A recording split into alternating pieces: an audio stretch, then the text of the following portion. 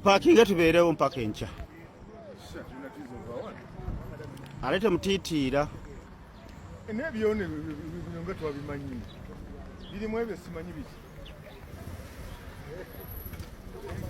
tulina gye tulaga tuli wano mpaka nkya mwezi mulamba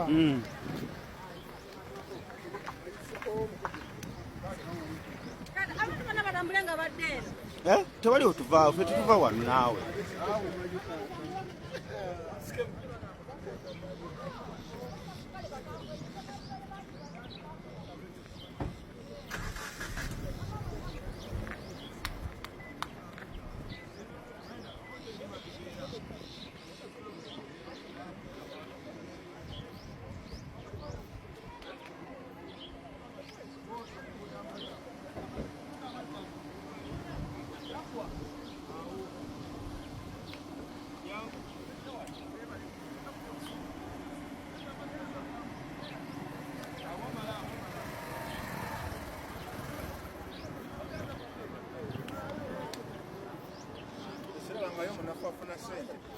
umeze kabandetera katonda yatugamba ajja kuleeta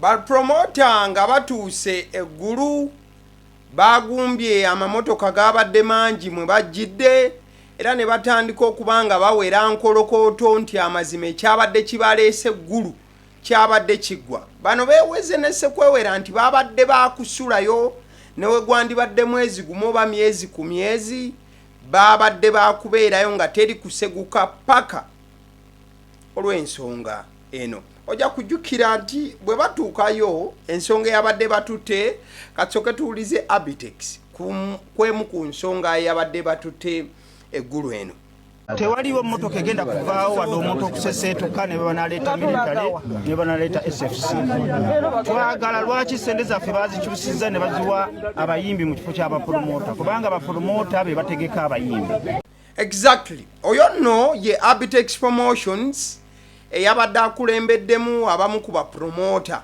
era nga tasalikako musale agamba nti ensimbi zaabwe tezijja kubulankanyizibwa kuva mikono gyabwe kipayopayo zizo ziweereddwa abayimbi n'ebiringa ebyo wakati nga byonna bigenda mu maaso omu ku bakulu abakonekitinga ne Jerusalem Sale yazze okwogerako ne bano wabula ebigambo bwedda biwanyisiganya oba biwanyisiganyizibwa ate era mukadde ke kamu nga waliwo amasimu agakubibwa nga tetumanyi nti ekyabadde ekyokuddirira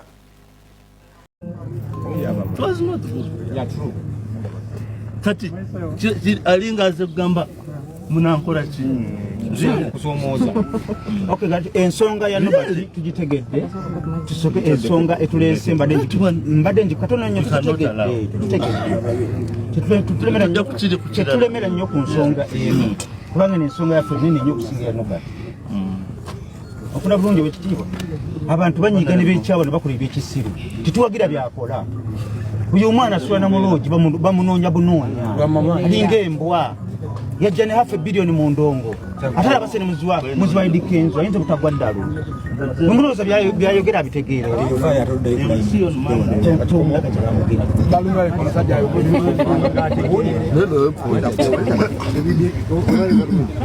President tugende maaso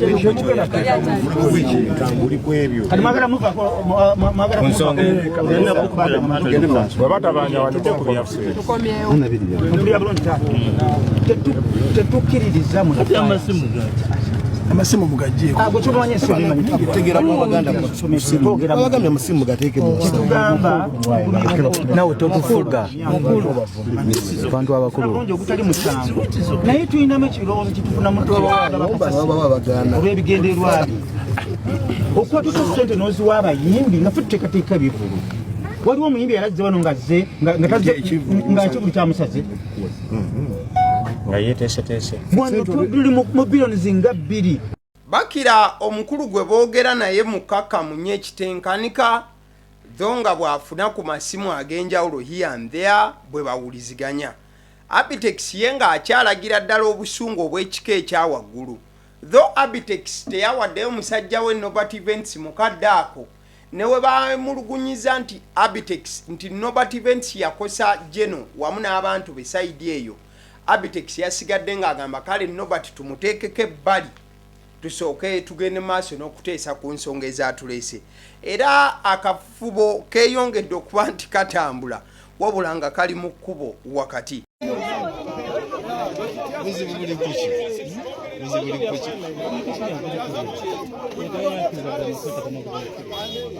Basooke bakaane eddoboozi likke wansi.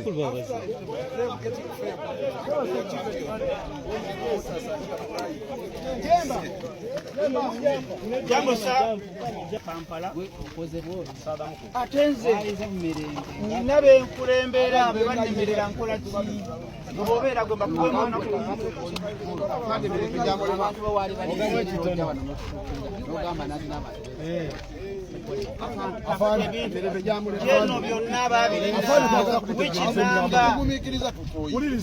afande twagala mutegeeza ebigambo bino ye n'abakulembeze bagamba baali badde wano tetukyabakkiririzaamu batulimbye ekimala twagala Geno atunnyonnyole lwaki omulimu gwaffe gukola bwegwo.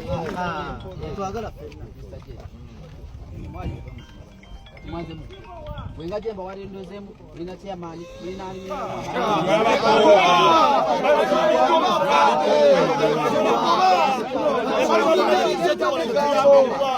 tubasindise ebbanga tebalina kye bazza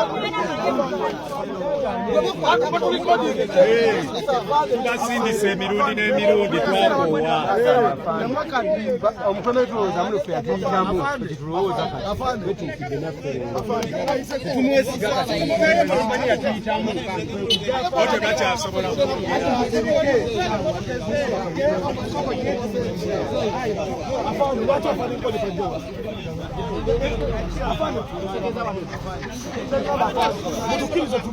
Bakira abakulu okuva ewa Jerusalem Sale obwedda bagezaako okubaako ne bibateesa ne bapromota bano n'okubaako engeri gye wabulanga bapromota amaloboozi gali waggulu nnyo ekisusse gye byakkidde okuvaawo byannaku tosekerera ajeera Nobat Events tugenda omulaba ng'ayomba n'abasirikale ba Genu kuba mukubye ne sekukuba yenna.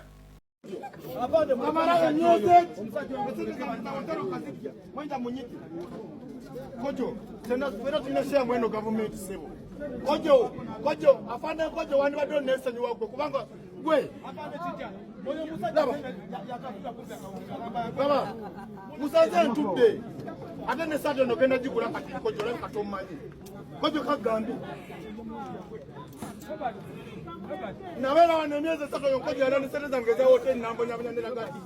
Ko wambo nyabanya nela gati katona kudumira bakale bana. Toine toka nkora Museveni akagwandi. Museveni yarwani yedeme wana ne sare. Ne byoko la sare tabimanyi. Bala. Sebo, nazema lido ba muzika.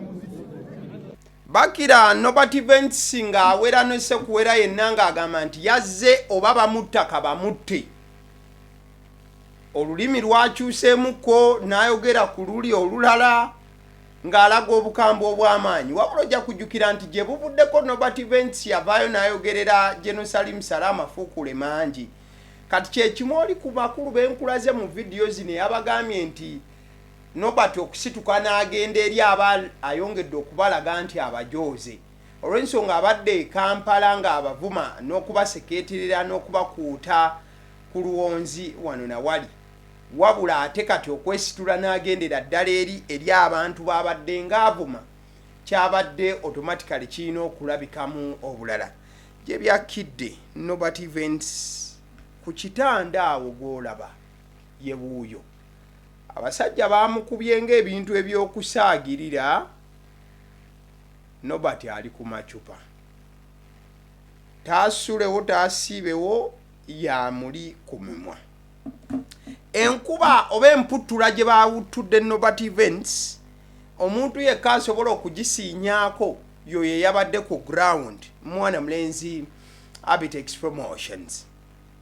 Nobat omwana yayinalo bamuyita no sense kyava babuuza na muvuma kivumo ki awo nakumye okutegeera ne bamusika mu ntebe jjukira awo nga tetukola ki tetunaba ku recording abamu ne bamujja bamukubye omwana oyo mugumu bakubye omwana oyo era babasika kiboko bikonde bamukutte ne bamusika ne yeerwanyeeko babadde basatu era abantu abo tugenda kubawawaabira ku kintu kye bakoze ffe tetukkiririza mu kuvuma ti Nobat yakoze bulungi tugenda kuwawaabira abo abakuumi abakubye Nobat ate tugenda kubawaabira ng'abantu tugenda kuwaabira bakamanda baabo mamita Mwesigwa n'Enkojjo omuyambi wa General Salim Sale n'abo abakubye kubanga obutambi twabukutte bulungi nnyo gwe kyoba omanya ava mu bino abantu ba social media ebeerako abasirusiru buli basanga be boogera oyo omwana bamukubye sikankubuulire baba kunkwatako baalindetedde mu kaveera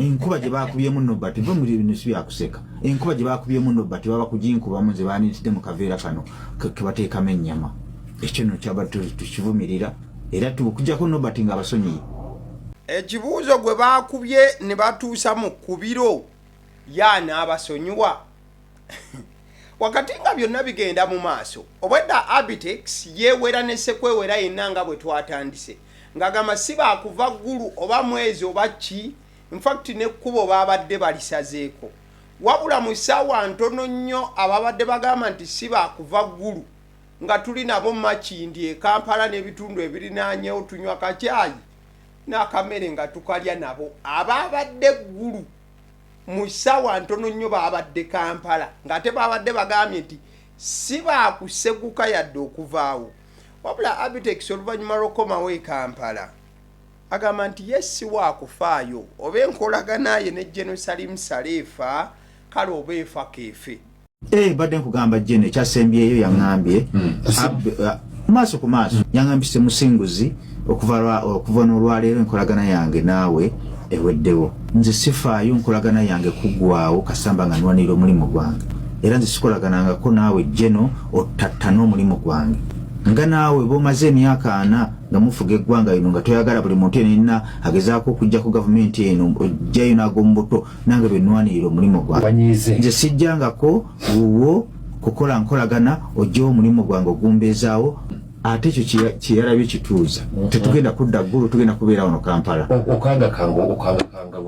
so that is Abitex agamba kati nno oba mbadde mukyalowooza ebyo bya ggulu mbu babadde bajja ggulu kati omuliro bagenda gukumira wano e Kampala je naaguwulirira eggulu bigambo bya Abitex ne Nobat events kibooko yavuze Nobat ali ku macupa wetwogerera n'ekyokulya takyakirya balina mugottera kigottere eyagenze ng'omusajja ameketa muwogo kati balina nnoonyaayo kammonde ne bakasotta mpola ne bayiwamu tusupu tw'enkoko oba otw'ennyama kuba ekifita kyasobola kigaaya Nobat tukusabira wabadde mu lutalo munnange lulwanirira ddembe lyo n'okufunayo ku kasiente kale nga tuvudde awo His Excellency Bobi Wine akyali ku lugendo e Canada eyo nno gy'asinzidde n'asekerera abamu ku bakulu wano era n'aweereza obubaka obukambwe ennyo omuli n'okugamba nti emmundu basobolera ddala ogikwata tuyinza okusalawo ne tugamba kati tukwate emmundu tugende tubakube tukisobola tusobola okukwata emmundu ne tugenda ne tubakuba tetusobola tuli bato tuli bangi tuli banyiivu tuli baavu we have nothing to lose byo biridde embuto zibiri mmanya so if we chose violence we can open war on them and kill the hell out of them. Yes, that is Bobi Wine agamba nti bano abasajja basaaga busaazi agamba nti wekuba ndi nno kusalawo violence bagisobolera ddala era be bakabaka baayo ate nga bw'oba owangudde nakyo kikkirizibwa kuba ne constitution etulagira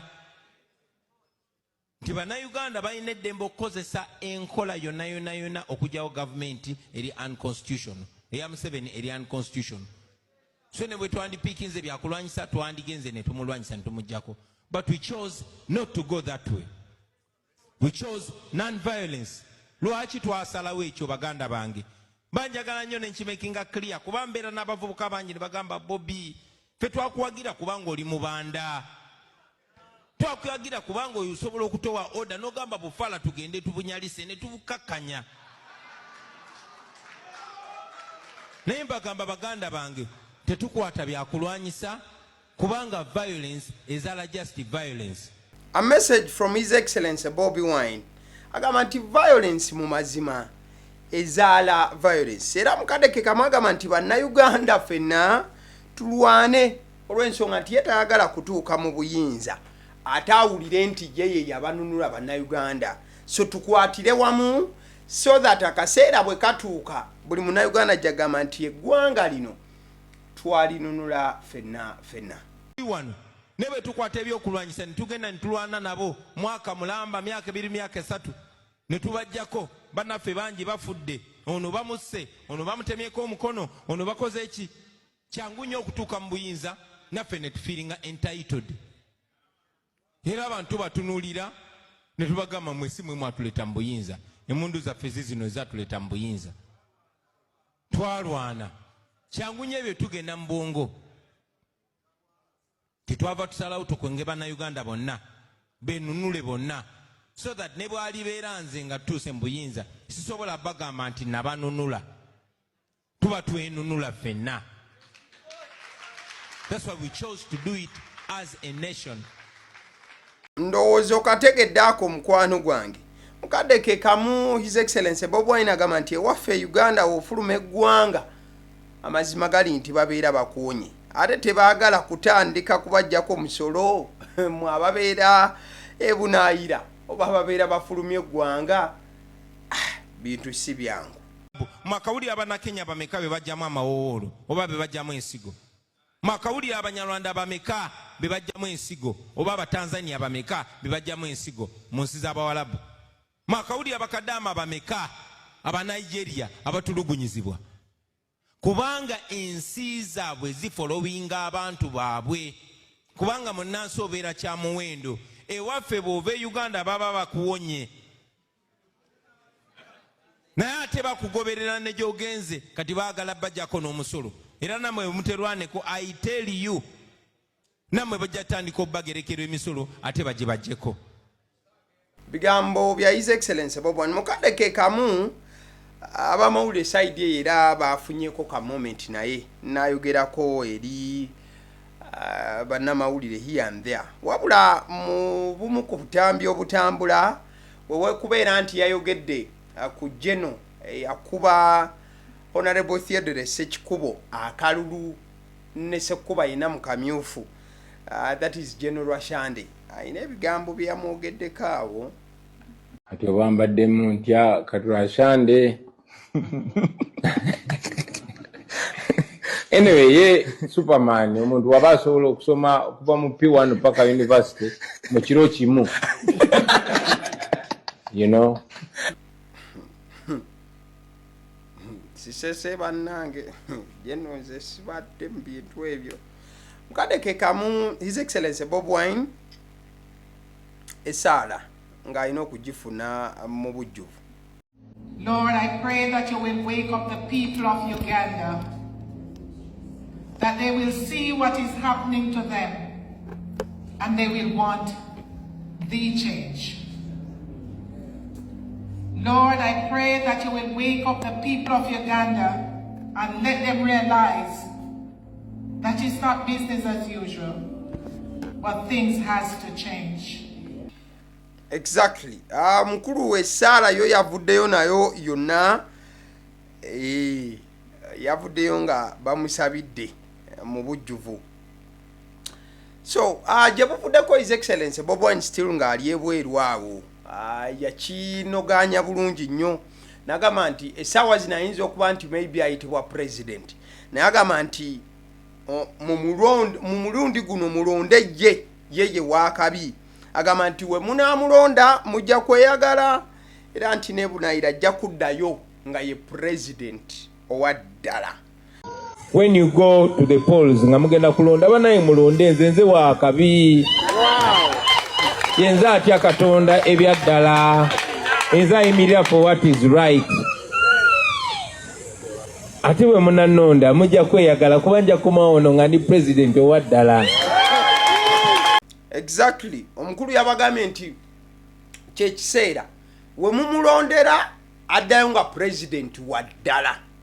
I don't know what that statement meant, but osobola ogitwala mu context yo nga bw'oyinza okuba nti ojaniriza. Kati nga tuli awo nzijukira gye buvuddeko nabanyonyola ku mukyala bakitte side eyo zaali bitundu bya Mityana bwe yagamba okuba nti najja kuva mu kibiina. Kati soka tulabe ka video ako. Olaba Shamimu Luyulika baani bojjamba muyinuupu era olaba abo bolabe ne waffe tolabaayo Agnes tolaba Joseph naye nga naffe tulina okuvaayo ng'Abakatuliki tulekeraawo just waddambuleera olambuleera nga siwuwo bataddewo amide wabakitte wano egina. Yes, wano Muhammad bwe yafa Segirinya teyalina musiraamu yafuuka busiraamu afune ekifo. Oyo Alex yali naye n'asidamuka bana Abakatuliki muveeyo era nze ngenda kunoonya akalulu ka Mukatuliki kiriya buli we naatuuka nze oba tompadde ambuleera era nja kgenda mu DF ewampuuga nkwate omuti oba ngenda awalala. Abakatuliki mulekera buli kaseera ne mwengo zaffe ate bwobeera ano mmeeya bagamba sikalashipu emirimu byonna eri abasiraamu bo bwe bayimirira Nakibinge bw'ayimirira bagamba bannange lwaki abalala bafuga nammwe tubasaba mwabakristu bannammwe lwaki temutwala. So omukyalo obubaka bwe yabadde aweereza nga banyonyola nti balina londa Abakatuliki bannaabwe era tebagendagenda olabawo nti olinga olya si Mukatuliki wadde talina ambuleera Omukatuliki ne waba talina ambuleera muwe. Ebigambo tebyatambudde bulungi. Omukyala Bakite agamba nti nno bye mwalabye tebyabadde bituufu busie yabyogedde. Eruliwo oyo wolokoso artificial intelligence nze nakola human resource ngakola my degree bw'ofuna abantu wano 10 bw'ogambye ekigambo ekisooka ogenda okutoka kwasembayo nga birala so people olute ne bakyusakyusa ne babbanga nga omanyi international artificial intelligence atabudde kwanga lino ebyo bya wolokoso byakulimba kwagala kulwana teri meya nga okuvunanyizibwa nenkola ebyo. So Meya Bakite agamba mbuno nedda ssebo tannabeerako awo yena nayogera bigambo bifaanana bwe bityo. Olutalo lwa Shami Malende nalwo nga lukyatuntumuka yanthea wakati we ne Zahara Luyirika mu bibuuzo ebingi ani anaafuna kadi y'ekibiina ki National Unity Platform. Omukyala Zahara Luyirika yavuddeyo n'agamba nti ali okay oba bamuwa kadi oba tebagimuwa abo batagimuwa kijja kuba kitegeeza bulungi nti bannakampala tebamusiimye. Bwe batakuwa kadi ogenda kukola otya? Masha Allah, alhamdulillah. Njagala kwebaza Katonda. Tukulembedde. Tusigazeemu ku nsa. Eggwanga tuliweeko ekisinga obulungi. Tusigazeemu ku nsa. Kadi tebagimpadde kitegeeza bannakampala baŋŋaanye. Message gisindikire ne bali singa baba bagiwadde ggwe. Mbagambye ebigambo bye nebaziza Mungu. Kitegeeza alhamdulillah kwebaza Katonda. Masha Allah kwebaza. Tukulembeddeko. Tukoze bannakampala tebakusiimye tebakkiriza kite bannakampala bagambe sawa mukama waffe Kyagulanyi Ssentamu n'olukiiko lwo olwa EMC olukulirwa omukyala Kyemutayi nti ye oyo temumutuweereza temutuwa ate mba njagala kinaawe ate era ngamba banaye mumpe banaye nze sigenda kujjira ku bidomola munveeko. So Zahara Luyirika atagenda kujjira ku bidomola ndoza ebibiina ebirala bategeeza bidomola oba birina obubonero bwa bidomola wabula ojja kujjukira nti ne Shami Malende bwe yakomawo wano yatugamba nti it's fine even if I don't get the card. Discussion ya card kumaze nali sinafuna card byenkola nali mbikola era mbadde omubaka wa parliament nsigadde nyamba abantu nakozesa amateeka era ne bennabaga siri mu parliament nja kukikola kubanga nze yo calling yange Katonda kye yantuma okukola ekirala nze benali nyingira obukulembeze nasaba mujjana kubanga ffe mu busiraamu bayina batugamba nti wali mukulembeze tojja kuva mu baliro Katonda takubuuziza bwa wafuna obukulembeze wabukozesa otya so buli lunaku olubadde luziba mbadde neebuuza senga nfiira wano Katonda nambuuza nti abantu babalyamu olukwe ansa yange eriki tisabalyamu olukwe mukama wamuwa ekitiibwa Robert Kyagulanyi Ssentamu n'ekibiina nti mukama Katonda ye namuwa ekitiibwa era namurespectinga n'ekibiina kuba so exactly ye mukyalo oyo amanyiddwa nga Ashami Malende kati over the weekend something happened ki raisinze dust y'amaanyi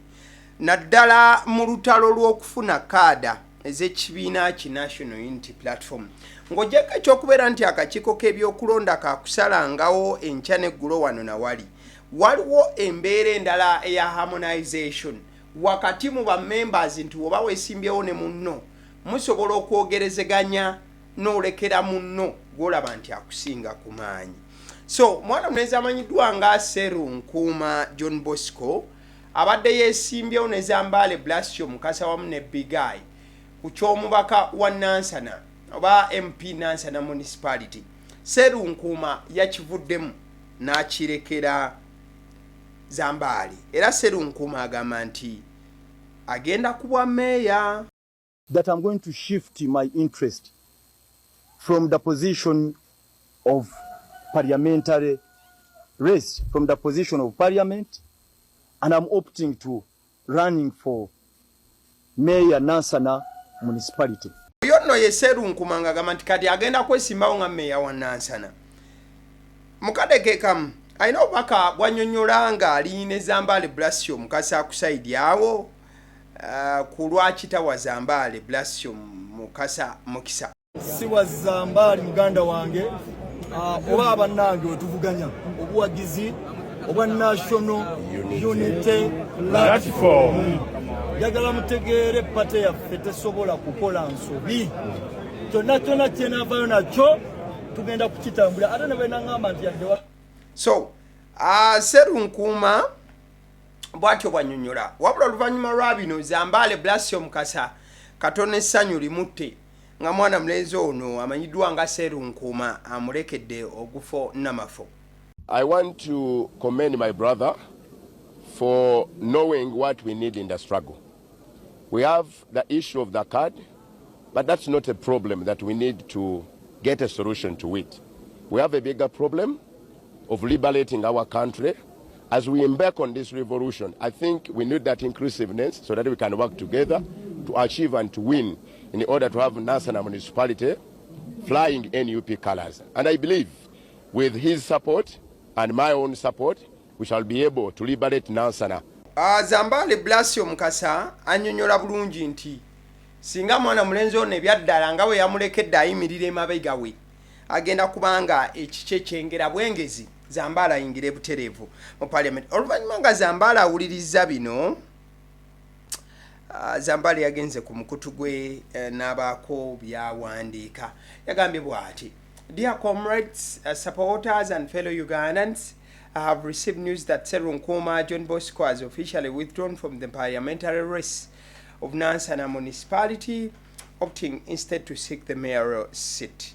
Nagamba nti bannayuganda mbabuuzaako nkitegedde nti Serunkuuma akalulu eby'okwesimba ku bwa Nansana MP abivuddemu.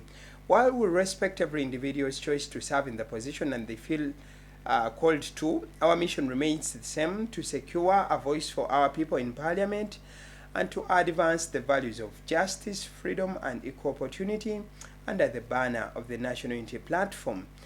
So omukulu n'agamba nti nga bwe tuwa bannaffe ebitiibwa ku ebyo bye baba basazeewo, mission yaabwe enkulu yakukakasa nti bayingira parliament n'okuba nti bayimirirawo ku ebyo bye batambulirako olw'eddembe n'okuba nti buli omu afuna omwaganya. At the end of the day, we may take different paths, but we share one goal: a better, more just Uganda. Nagamba nti olunaku nga lufundikiddwa bonna banoonya tuyinza okutwala amakubo ga njawulo n'eggoolo eryemu kubeera nti Uganda efuuka ennungama oba esukkulumi. Let's continue to engage in politics of principle and purpose. The people's power cannot be silenced and our momentum cannot be stopped. So nagamba nti tusigale nga twenyigira mu byobufuzi ebyokugoberera ekiruubirirwa. Nagamba nti amaanyi g'abantu tegasobola kubanga gasirisibwa ate era tosobola kubanga okiyimiriza. Kati kino nga kimaze okubaawo, bannayuganda abamu naye abali ku opposition tebaakirabye bulungi. Naddala ensonga ya harmonization ey'okubeera nti bannakibiina kya NUP tebagenda mu kamyufu direct, wabula abamu balina okukozesa omuwato ga harmonization nti mwogerezeganya muno n'okimulekera. Walogaye bamuyita Hillary Taylor ali mu America awo, musajja wa NUP nnyo era ayagala nnyo enkyukakyuka mu Uganda. Yayanukudde Ezambaale Blasio Mukasa mu mbeera etaabadde ennungi oba etasanyusa. Yamugambye bw'ati, coercing candidates into harmonization is not democracy. Nti okusindikiriza bannabyabufuzi bano mu NUP okwogerezeganya omu ateere munne nti awo tuba tetukoze demokrasia. Serunkuma has painfully withdrawn his interest from the parliamentary race. He is compelled to compete against Hamza Kasozi. Nti Serunkuma mu bulumi obw'amaanyi yavudde mu lwokaano kw'okwesimbawo bwa MP ate n'asindiikirizibwa avuganye Hamza Kasozi. Hamza yeesimbyewo ku bwa meeya era ku kadi NUP gy'ayagala. This is betrayal and manipulation of foot soldiers. Onagamba nti wano baba batandise okulya mu lukwe oba okusuulirira ba foot soldier n'okutandika okubakozesa ebyo bambi bye bataagala. Justice Hunter Hillary bw'agamba, let's stop using youth as pawns in Uganda. We wouldn't get to this with primaries. Mwana mulenzi agamba nti tulekerawo okukozesa abavubuka mu ngeri efaananako bweti. N'agamba nti tetwandituuse ku bino singa twabadde nakamyufu kennyini. This is like showing the middle finger to Serunkumas, saying you are not part of their class. Nti wano bangaalaze olugalo olwa wakati n'olulaga ba Serunkuma n'abalala nti tebali kitundu kya klasi y'abamu ku bakulu mu NUP.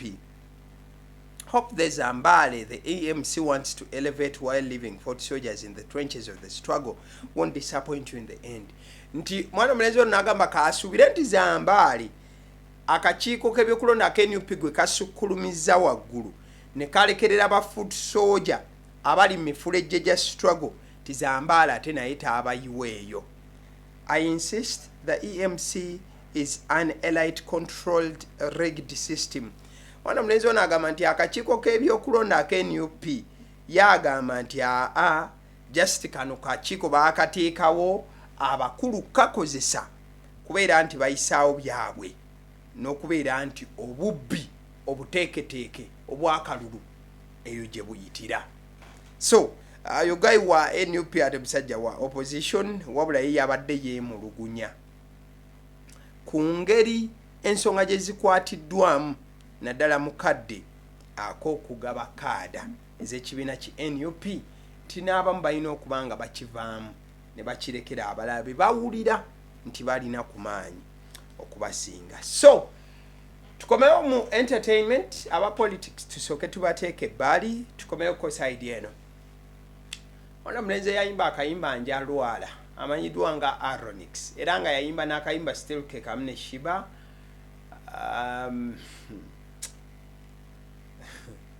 Ona mulenzi ono yavuddeyo nga alumbagana Bebecool over the weekend. Ngagamba mbu talina kyayigira ku Bebecool. Nti bw'oyogera ku Bobi Wine, we just salute like this. We say like, man, respect bro. Nti president wano. Okitegedde nti ayina kyakoze kye tutunulako ne tugamba wallahi. Kati abalala. When you look at Jose Chameleone, a legend like ojimuwerawo obuwezi nogamba bro, wakuba otukubye taata kyonna ky'oleeta. Komyawo. Bw'oba oyogera ku balegendi, Bebecool oyo n'omusoosowaze nnyo. Baba legendi baffe be tulinawo wano. No, he's one. Like he's one of the legends. Yebayamba endongo okugigoba mu Uganda ey'Abakongo. Kituufu. naye tukuyigirako ki? Toyina kyomuyigirako? Alonix sebo yavuddeyo ng'agamba mbu talina kyayigira ku mukulu. Bebecool alina alubamu ye eya Break the Chains, atambudde Africa n'ebweru ng'ayongera okubeera nti agibunyisa everywhere. Album efunye sales z'amaanyi ku online. Wana mulenzi agamba nti album naawe ne nansana wali nansana ku Yesu amala teyatuukawo. Bobi bebe takimanyi nti politician oyo muyimbi saabayimbi alina album etambula.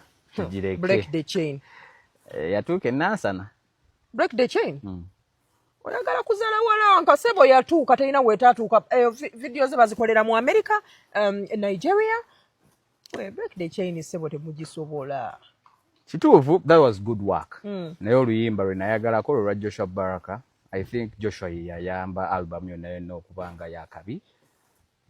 Yagambye album teyatuuka nansana. Naye ate nti Joshua Baraka bwe yagenda ku album ate album neefuuka yakabi. Naye teyatuuka nansana. Yagamba nti ka permission katambudde ssebo kali buli wamu. Toleeta ebyo bi Break the Chains. Aronix. Tanzania. Sinawungako permission yali everywhere. Ngesinga Break the Chain? Like which song? Ngolimba Break the Chain. Ngolimba lusinga Break the Chain. Very proper. Njagala munda tena YouTube wano mbalage Break the Chain wetuuse ne permission yo. Bamulete. Keberawo ku YouTube. Njagala tubeere bamazima. Njagala okebere Break the Chain yaffe albumu yaffe. Gagamel. Ne permission. Oyaga kuzala walanka gwe. Oli bamwita big. Teka wali abuli just. Oloza kibati kinda kidde. Nedda baba. Ogenda swala. Anedda bikula. Oyo legend. Anko bikulao. Permission ne album. So oli star. Yeah, he's a star. Sichimu. Tamu kimujjako ekyokubeera star. Naye munange bigambo byayogerwa tuyingira Saturday. Tugenda okutuuka Sunday. Gagabeero. Omukulu agamba mbu kamera excitement teyetonze. Hi, what's up beautiful people? Aronex here. Let me hope you're having a very good evening. I am here to say sorry to Mr. Bebecool, the legend. Here to say sorry, Papa. Like the words I said with Sheila Price, I didn't know that they would go this far. But I'm here to say that I'm really sorry, and if I've really hurt you, please forgive me. Like I was camera excited. Like I'm really sorry. To all the fans of Bebecool, the Gagamel crew, please forgive me. Like I'm not here to fight anybody. Like I'm not here to diss anybody. I'm not here to disrespect anybody. I think I was just camera excited. I'm really sorry. Please forgive me. Please forgive me, Mr. Bebecool. Forgive me, the Gagamel family. Forgive me, Ugandan fans. I'm here to let you know that I'm really, really sorry. Thank you so much. Thank you. Mwana mlenzi amanyiddwa nga Aronix gye byakidde nga yeetonze. Agamba mbu ye munnange yabadde jasiwe yalabye kamera n'akyamuukirira. N'atandika okwogera ku Bebecool ebigambo ebitagwanidde here and there. Naye bwengezezaako soma ku comments omukulu we yasinzidde okwetondera abagagamira ate okwetonda bakuganya. Batimu Bebecool bagato twetondera. Waliwo bamwita Mr. Nice Gadgets. How can you apologize to Rasta in a polo t-shirt? Mbu Aronix ayambala ate akasaati ka polo ne yetondera Bebecool. You apologizing with Galubindi. Joel Omutyaba. Joel Omutyaba agambye nti otandika otya okwetondera Bebecool ng'oyambadde bigalubindi. Ahmed n'agamba nti olinga amazzi otuswaziza olusajja olutiitiizi kasasiro. Amazzi ngamba nga JMZ. Era mwagala mbasomere ebyo. I am Dennis Naga, my brother, you will know why Nyamutoro isn't a Mutoro. Ndikuchatu se kwaro nikisajja kumanya lwaki Nyamutoro si Mutoro. Nana Hills Nagama next time, bannange. Bannange. Arona yagame nti tonnaba buuza sister wo Nando Love. Omanyi Nando Love yakubira awo empologoma etalya muddo n'ebisigadde. Yayisa mu Bebecool awo eggaali gye bakkira nakati bagamba abaana mbu bali mu kunoonya Nando Love waali tebakyamulengera. Ras Media agamba mbu gwe wennambu camera excited. Sky Soldier oyo timu gagamero nnyo aga tetujja kukusonyiwa. Kati omuntu ava mu nkambi yennyini ogaa tebajja kusonyiwa. Owenika agamba nze mpa location nkatuge butuzi gasiya. Owenika agala agawaddiramu okulabira ku mwana mulenzi ono amanyiddwanga Aronix ajja tugamutuge. Kale ka video kolaba ku screen ka video ka ba love bats, the new couple in town. Tugama new couple in town. Febulijo tumanyi Dr. Jose Chameleon.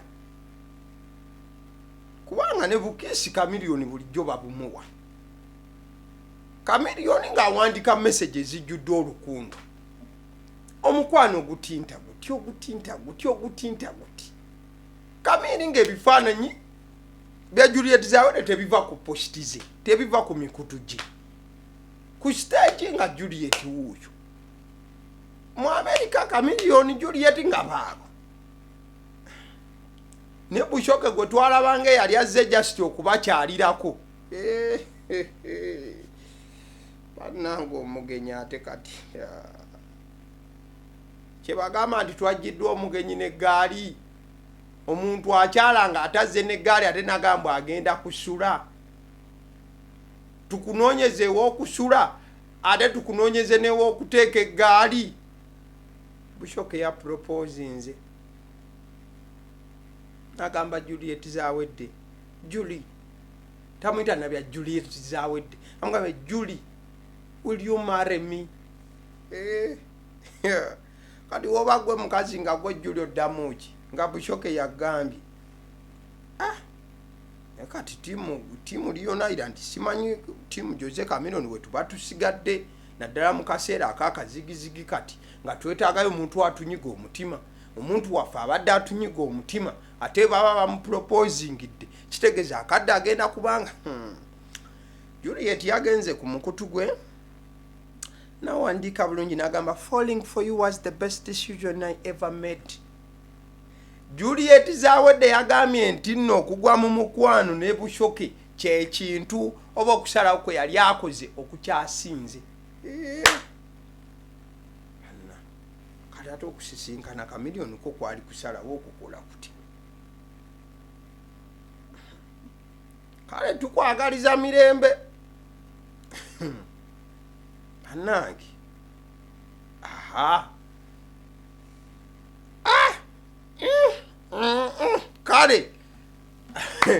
Kale kantumireko bentumirako tutuke ate tugende ku nkomerero ya nabagamba nti commentinga ku video zaagaliwo buli wenzija mba nino okutumirako. Gwe commentinga ku video zaagaliwo buli wenzija mba nino okutumirako.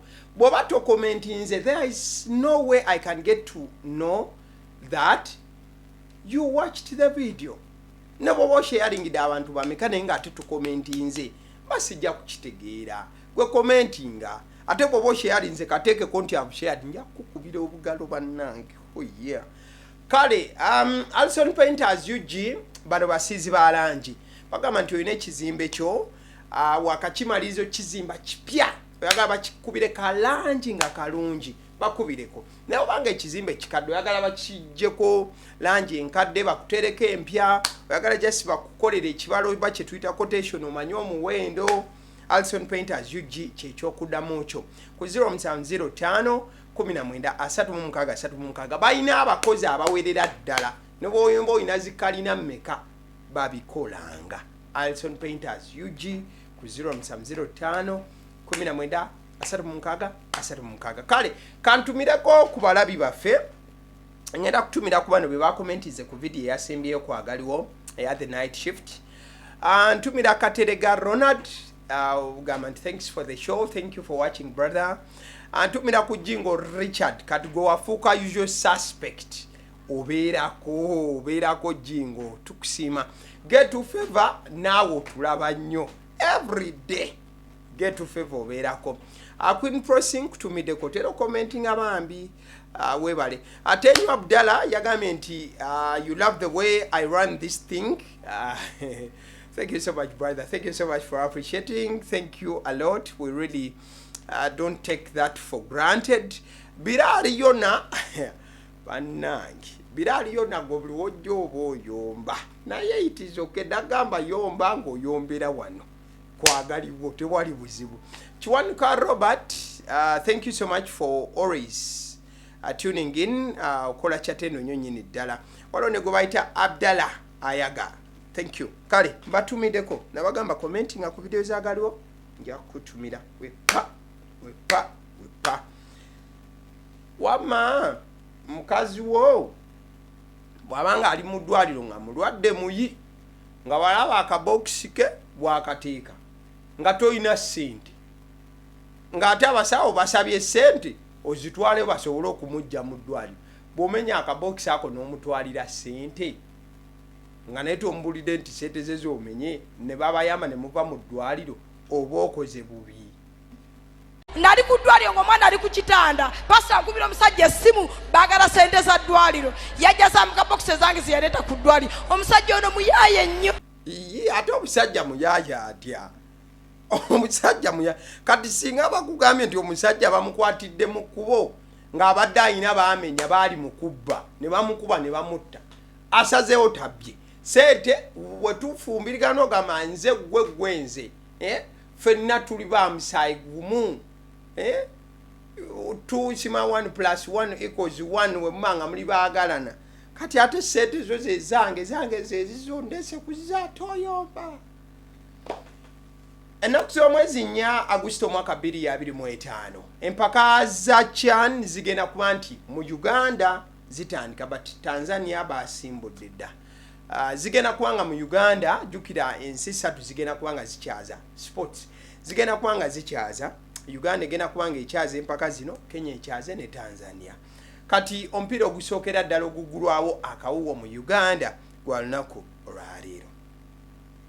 Tiimu ya Uganda egenda okuzanya Chan efunye boost ya amaanyi. President Yoweri Kaguta Museveni, president w'eggwanga lino, asazeewo n'ateekawo omusimbi ogutokomoka. Agambye nti agenda kuteekawo kyayise winning bonus. Buli match Uganda gyegenda ozannya singa match eyo Uganda egiwangula abazanyi bagenda bawa akawumbi kamu mu obukadde 2. President Museveni alangiridde leero nti agenda bawa 1.2 billion buli tiimu weewangula omupiira. Kati ate omuteebi yesimanyi ze bagenda muwa but buli tiimu ya Uganda weewangula omupiira mu mpaka za Kyani President Museveni atadewo akawumbi kamu mu obukadde 2 ak'okuwate buli luwangula mukwata akawumbi buli luwangula mukwata akawumbi buli luwangula mukwata akawumbi. Kati tiimu ya Uganda oba inaafuna obuwumbi bumeka bakwatira tubudde we n'abatewangudde banaakola batya banaabamenyerako kale kano ka point tune bakabawa.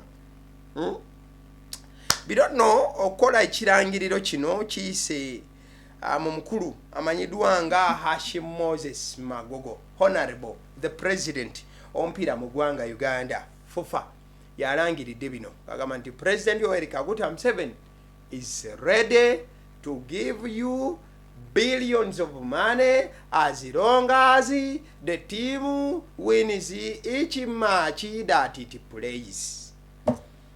Abasidi omusonso ziri erinnya eryange Agaliwo gwe mukutu kwe tuli liking a video eno. Thank you so much. Webale nnyo Mukama kume weraba.